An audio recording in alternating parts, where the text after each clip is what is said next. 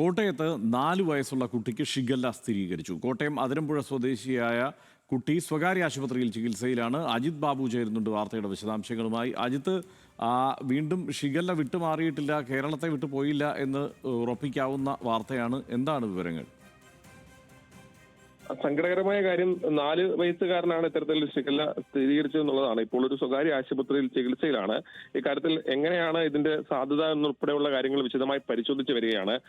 ഇതിൽ ഭക്ഷണത്തിന്റെ ഉൾപ്പെടെയുള്ള കാര്യങ്ങൾ, ഇതിന്റെ സാമ്പിളുകൾ ഉൾപ്പെടെ പരിശോധിക്കാൻ നൽകിയിട്ടുണ്ടെന്ന് ആരോഗ്യ വിഭാഗം ഉൾപ്പെടെ അറിയിക്കുന്നു. അത്തരത്തിൽ ഏതാണെങ്കിലും അതിന്റെ സാധ്യതകളും അതിന്റെ ഉറവിടവും ഉൾപ്പെടെ കണ്ടെത്താനുള്ള ശ്രമങ്ങൾ ഇപ്പോഴും നടക്കുകയാണ്.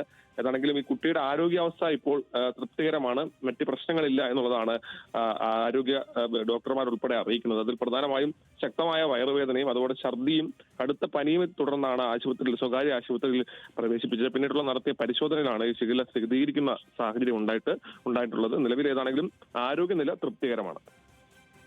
അജിത് ബാബു ആണ് വിവരങ്ങൾ നൽകിയത്.